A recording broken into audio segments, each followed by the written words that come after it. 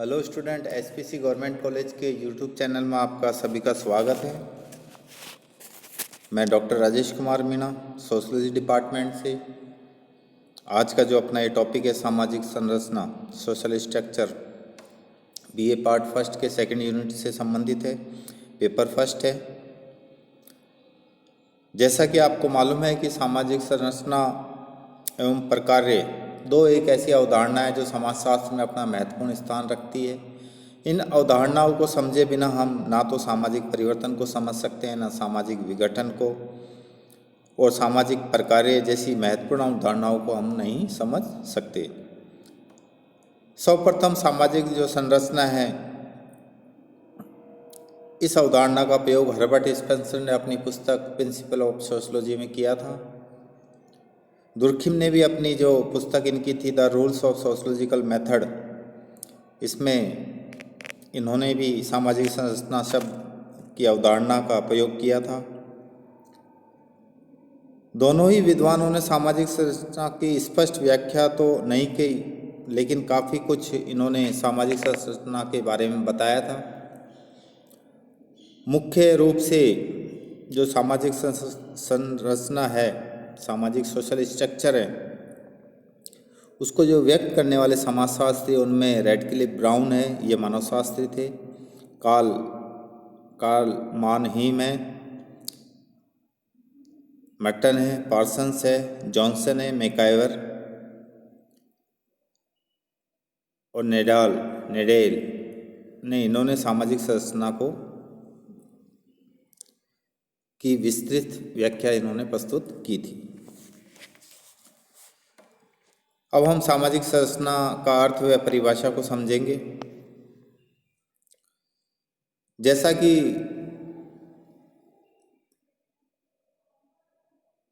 आपको शब्द से ही मालूम चल रहा है, सामाजिक संरचना, आपने देखा होगा कि प्रत्येक अपना मानव शरीर है अपना, उसकी भी एक संरचना बनी हुई है। उसके जो अंग है अपने अपने स्थान पर स्थापित हैं।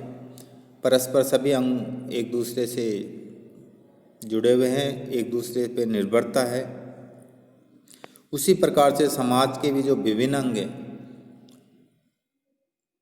वो व्यवस्थित रूप से जब क्रमबद्ध व्यवस्थित रूप से व्यवस्थित हो जाते हैं, उनके बीच में संबंध स्थापित हो जाता है, तो एक संरचना का निर्माण करते हैं। जैसा कि टॉलकेट पार्सन्स ने सामाजिक संरचना की जो परिभाषा दी है कि सामाजिक संरचना परस्पर संबंधित संस्थाओं, एजेंसियों और सामाजिक प्रतिमानों तथा साथ ही समूह में प्रत्येक सदस्य द्वारा ग्रहण किए गए पदों तथा कार्यों की विशिष्ट क्रमबद्धता को कहते हैं। तो सामाजिक संरचना में मुख्यतः जो सामाजिक संस्थाएं हैं, एजेंसियां हैं और जो पैटर्न्स हैं, सामाजिक प्रतिमान, और लोगों के द्वारा जो पद व भूमिकाएं ग्रहण की जाती है, उनके माध्यम से सामाजिक संरचना का निर्माण होता है। तो टॉलकेट पार्सन्स के अनुसार तीन बातें सामाजिक संरचना के विषय में एकदम स्पष्ट होती है। प्रथम है, सामाजिक संरचना का निर्माण सामाजिक संस्थाओं, एजेंसियों, प्रतिमानों एवं व्यक्तियों द्वारा ग्रहण किए गए पदों एवं भूमिकाओं रूपी इकाइयों से होता है। कि सामाजिक संरचना का जो निर्माण होता है वो संस्थाओं, एजेंसियों और प्रतिमानों और व्यक्ति द्वारा जो समूह में, संस्थाओं और एजेंसियों में जो पद ग्रहण किया जाता है और वो उनकी भूमिकाएं होती है, उनसे मिलकर सामाजिक संरचना का निर्माण होता है। सेकंड जो बात स्पष्ट होती है कि ये सभी इकाइयाँ एक दूसरे से संबंधित है मतलब एक दूसरे से जुड़ी हुई होती है। इनको अलग करके आप के बिना पद के आप भूमिका को, मतलब बिना स्टेटस के या पर स्थिति जिसको अपन कहते हैं स्टेटस, उसके अपने रोल को या भूमिका को नहीं समझ सकते, या बिना भूमिका के आप पद को नहीं समझ सकते। उसी प्रकार से कोई एजेंसी है, अगर उसमें कोई संस्थाएं हैं, अगर उसमें कोई पद नहीं दिया हुआ है या कोई प्रतिमान नहीं है, तो हम उसकी संरचना को भी नहीं समझ सकते। तो ये परस्पर एक दूसरे से संबंधित होती है। दूसरा लक्षण ये है सामाजिक संरचना का। थर्ड ये है कि सामाजिक संरचना में एक विशिष्ट क्रमबद्धता पाई जाती है। विशिष्ट क्रमबद्धता का मतलब कि प्रत्येक अंग जहाँ होना चाहिए उसी स्थान पर वो रहता है, एक क्रमबद्धता होती है।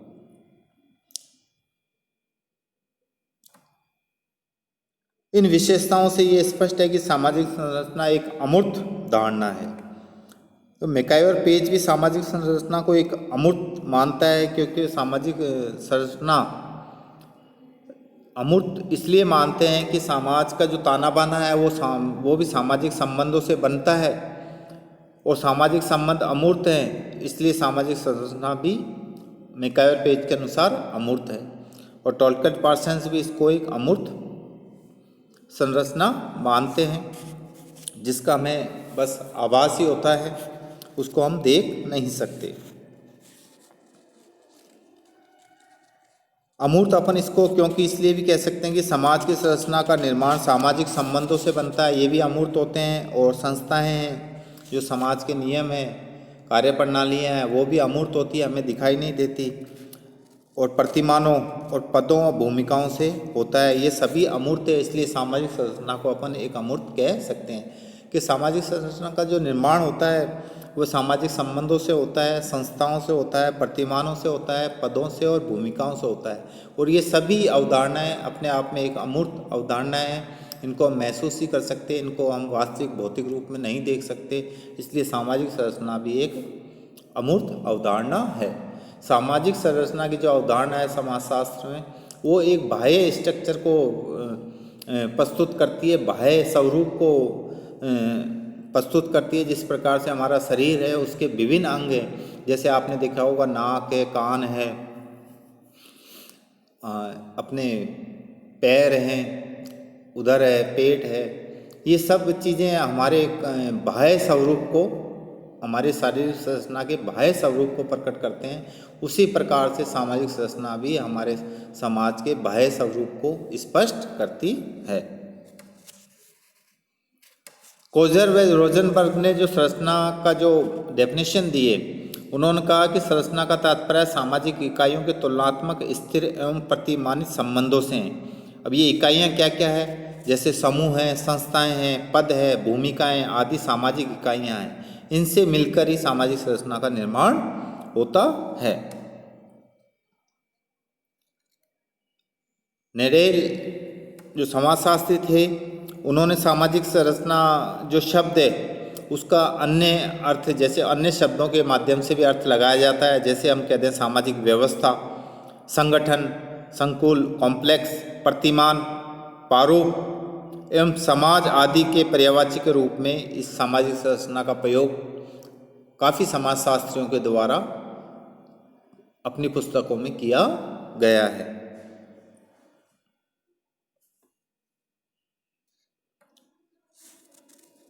रेडक्लिफ ब्राउन जो मानवशास्त्री थे, उन्होंने सामाजिक संरचना के अंग या भाग मनुष्य ही है। वो ये कहते हैं कि सामाजिक संरचना का निर्माण करने वाला जो अंग है या जो भाग है उसका, वो मनुष्य है।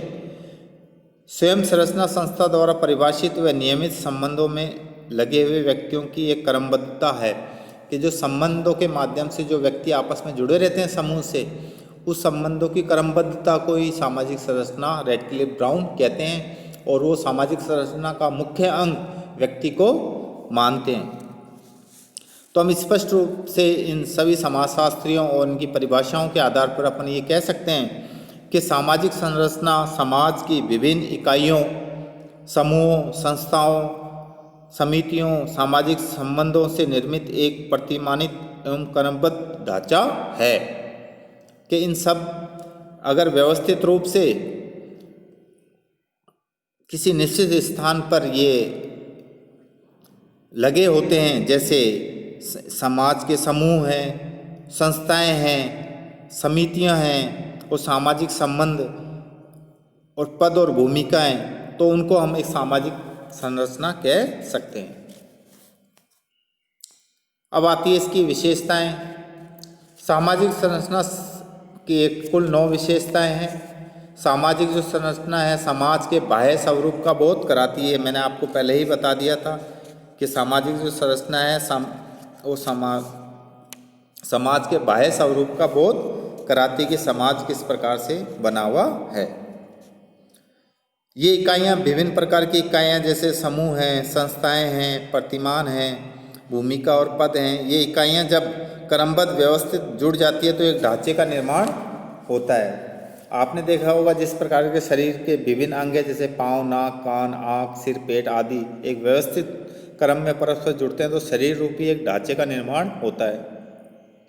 उसी प्रकार से बाह्य स्वरूप को स्पष्ट रूप से अपन देख सकते हैं शरीर के।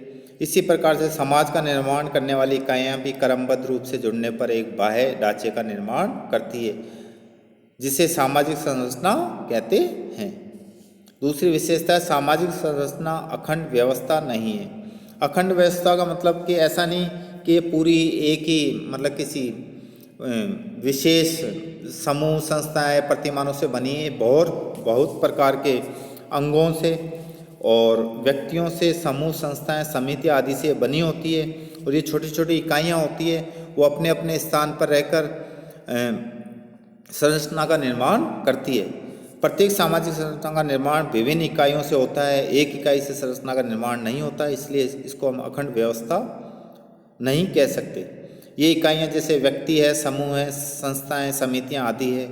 इसी प्रकार प्रत्येक संरचना कई खंडों से मिलकर बनी होती है, अतः वह अखंड नहीं है। अखंड का मतलब एक ही नहीं है, उसको और टुकड़ों में भी अपन देख सकते हैं। थर्ड इसकी विशेषता है सामाजिक संरचना अंतः संबंधित इकाइयों का एक व्यवस्थित स्वरूप है। सामाजिक संरचना का निर्माण विभिन्न इकाइयों से होता है। ये इकाइयाँ अस्त व्यस्त और बिखरी हुई नहीं होती, वरन उनमें परस्पर संबंध पाया जाता है। जैसे उदाहरण के रूप में जैसे घड़ी का निर्माण करने वाली सभी इकाइयों को परस्पर जोड़ने पर ही घड़ी की संरचना बनती है। घड़ी है, उसके विभिन्न प्रकार के जो उसके अंदर उपकरण हैं उन उपकरणों को व्यवस्थित रूप से जोड़ेंगे और जो मिनट वाली सुई है, सेकंड वाली सुई है और जो प्रत्येक घंटे पे जो अपना स्थान बदलती है वो सुई है, वो व्यवस्थित रूप से अपनी जगह लगेगी, तभी वो घड़ी का शेप या संरचना तैयार होती है। उसी प्रकार से दूसरा अपन उदाहरण दे दे, जैसे कि एक भवन निर्माण के लिए हमें ईंट भी चाहिए, बजरी भी चाहिए, पत्थर भी चाहिए, सरिया भी चाहिए और खिड़की, दरवाजे, सारी चीज़ें चाहिए। लेकिन ये सब अपने अपने स्थान पर जब इनको व्यवस्थित रूप से हम लगाते हैं तभी वो भवन का एक बाय हमारे को स्वरूप नजर आता है।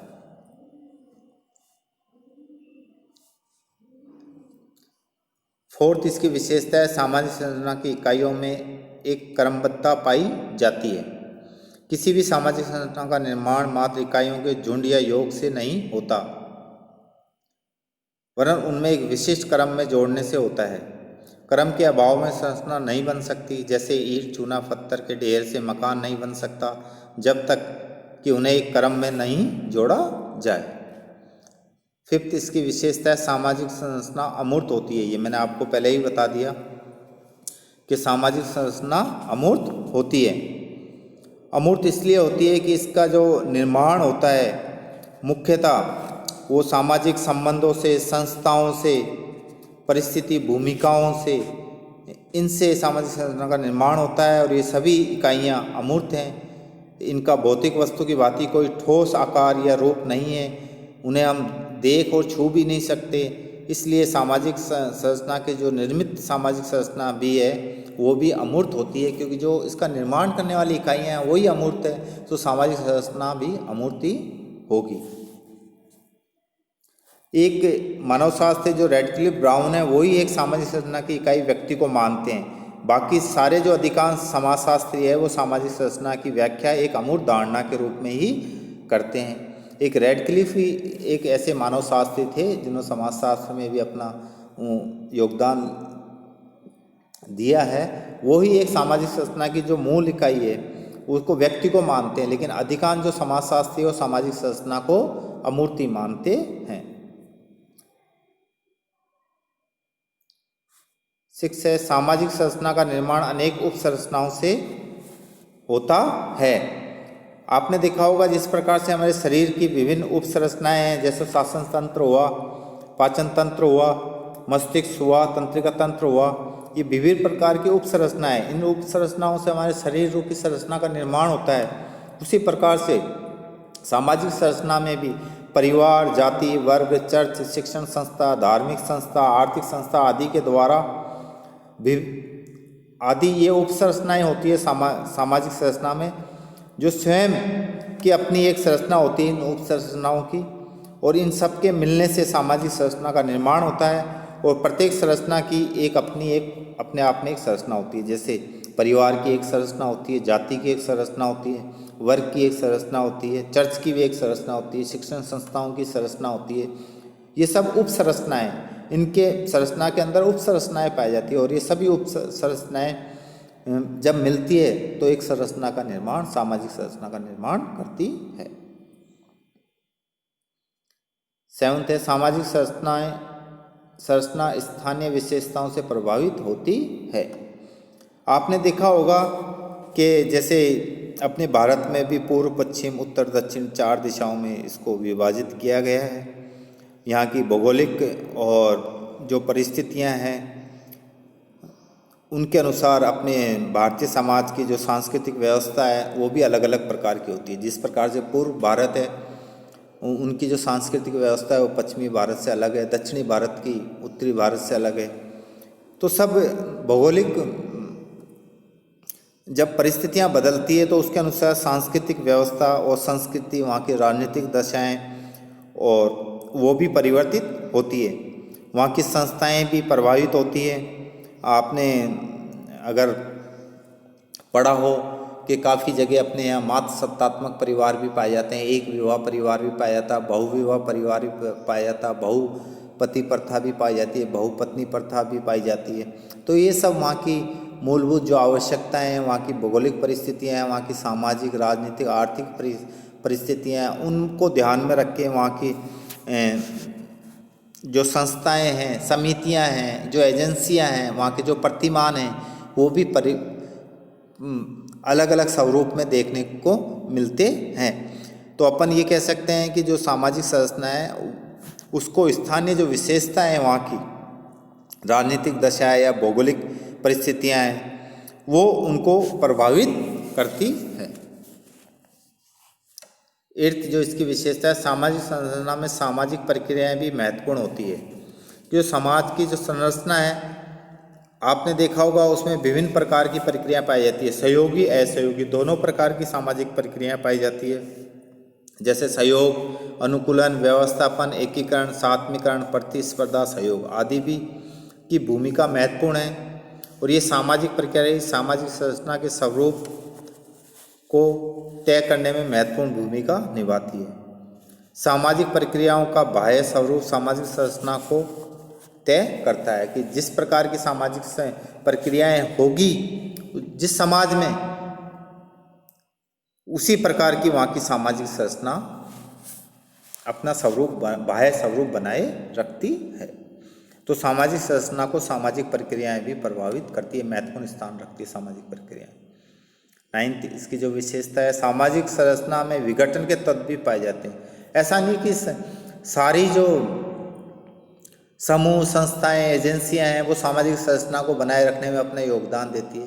कुछ ऐसी एजेंसियां भी होती है, कुछ ऐसे प्रतिमान भी होते हैं जो सामाजिक संरचना को तोड़ने का कार्य भी करते हैं। लेकिन अपन ये अधिकांश ये कह सकते हैं कि सामाजिक संरचना स्थिर है, मतलब अधिकांश अपेक्षाकृत एक स्थायी अवधारणा है सामाजिक संरचना, जिसमें स्थायित्व का गुण पाया जाता है। इतने परिवर्तनशील होती है लेकिन वो पूर्ण रूप से परिवर्तित नहीं होकर उसमें स्थायित्व का गुण पाया जाता है। तो सामाजिक संरचना मानव की अनेक आवश्यकताओं की पूर्ति करती है, किंतु कोई भी सामाजिक संरचना अपने आप में श्रेष्ठ नहीं होती और न ही उनमें पूर्ण संगठन पाया जाता है। मतलब जो हमारी समाज की संरचना है, जैसे कि समूह हो गए, परिवार हो गया, नातेदारी होगी, अपनी जाति व्यवस्था होगी, धार्मिक संस्थाएं होगी, राजनीतिक संस्थाएं होगी, शिक्षण संगठन हुए, ये सब हमारे विभिन्न प्रकार की आवश्यकताओं की पूर्ति करते हैं, लेकिन अपने आप में ये श्रेष्ठ नहीं है। इनमें समय के अनुसार आपने देखा होगा अपने जाति व्यवस्था में परिवर्तन आया, अपने परिवार व्यवस्था में परिवर्तन आया, अपने नातेदारी व्यवस्था में भी परिवर्तन आया है, अपने शिक्षण संस्थाओं में भी परिवर्तन आया समय के अनुसार। तो ये परिवर्तित होती है, अपने आप में श्रेष्ठ नहीं है और ना ये पूर्ण एक संगठन पाया जाता है। इनमें आवश्यकताएं अगर बदलती है समाज की, तो समाज की संरचना भी बदलती है। तो कई बार ये समाज में विघटन भी पैदा करती है। मर्टन तथा दुर्खिम जो समाजशास्त्री है, इन्होंने कहा कि सामाजिक संरचना स्वयं समाज में नियमहीनता पैदा करती है। नियमहीनता, एनोमी उसको कहा गया है, विचलन, एनोमी। जब समाज का नियंत्रण व्यक्तियों पर कम हो जाता है या समाज के नियमों का नियंत्रण व्यक्ति पर कम हो जाता है, तो उस स्थिति में नियमहीनता, एनोमी की स्थिति पैदा होती है। जैसे उसको संसाधन दिए उसके अनुसार वो लक्ष्य नहीं प्राप्त कर पाता है, तो भी एनोमी की स्थिति प्राप्त होती है। और लक्ष्य अगर सीमित है और संसाधन अधिक हैं, तो भी एनोमी की स्थिति प्राप्त होती है। उदासीनता की स्थिति में भी एनोमी की स्थिति उत्पन्न होती है। तो इसको सब रॉबर्ट के मर्टन ने एनोमी कहा है। जब लक्ष्य, समाज के जो लक्ष्य हैं और संसाधन हैं, उनके बीच में तालमेल नहीं बैठता, तो उस स्थिति को एनोमी की स्थिति कहते हैं और ये सामाजिक संरचना के कारण ही उत्पन्न होती है। और इसी कारण से सामाजिक संरचना में संगठन भी पाया जाता है और सामाजिक संरचना में विघटन भी देखने को पाया जाता है, या संगठन और विघटन दोनों प्रकार के तत्व इसमें होते हैं। एक विशेषता और है इसकी, सामाजिक संरचना में प्रत्येक इकाई का एक पूर्व निश्चित स्थान व पद होता है। सामाजिक संरचना है उसमें जो इकाइयां हैं, उन इकाइयों का एक पद व स्थान निश्चित होता है। जिस प्रकार से हमारे शरीर में जो प्रत्येक अंग है उसका एक स्थान निश्चित है, जैसे हाथ का होना चाहिए, नाक का होना चाहिए, कान, आँख का स्थान निश्चित है, उस प्रकार से सामाजिक संरचना की जो इकाइयाँ हैं उनका स्थान भी निश्चित है। उदाहरण के रूप में अपन ये देखें कि जैसे नाक की जगह आँख लगा दे, आँख की जगह कान लगा दे, तो अपना शरीर की जो संरचना वो विकृत हो जाएगी। उसी प्रकार सामाजिक संरचना में राज्य, चर्च, परिवार, विवाह, धर्म, न्याय व्यवस्था, शिक्षण संस्था आदि सभी का स्थान पूर्व निर्धारित है। यदि ये एक दूसरे के स्थानों को ग्रहण कर ले तो सामाजिक संरचना में विकृति आ जाएगी। जैसे पालन पोषण पर का कार्य किसका है? परिवार का है, बच्चों के। अगर ये परिवार का कार्य किसी शिक्षण संस्था को दे दें तो समाज में विकृति उत्पन्न हो जाएगी। शिक्षण संस्था का जो कार्य है किसी परिवार को दे दिया या चर्च को दे दिया तो विकृति उत्पन्न हो जाएगी। तो समाज में प्रत्येक जो इकाई है उसका एक पूर्व निश्चित पद और स्थान होता है। और सामाजिक संरचना की इकाइयों जो सामाजिक संरचना अपेक्षाकृत एक स्थायी अवधारणा के रूप में होती है। ये इसकी कुल विशेषताएं हैं। धन्यवाद।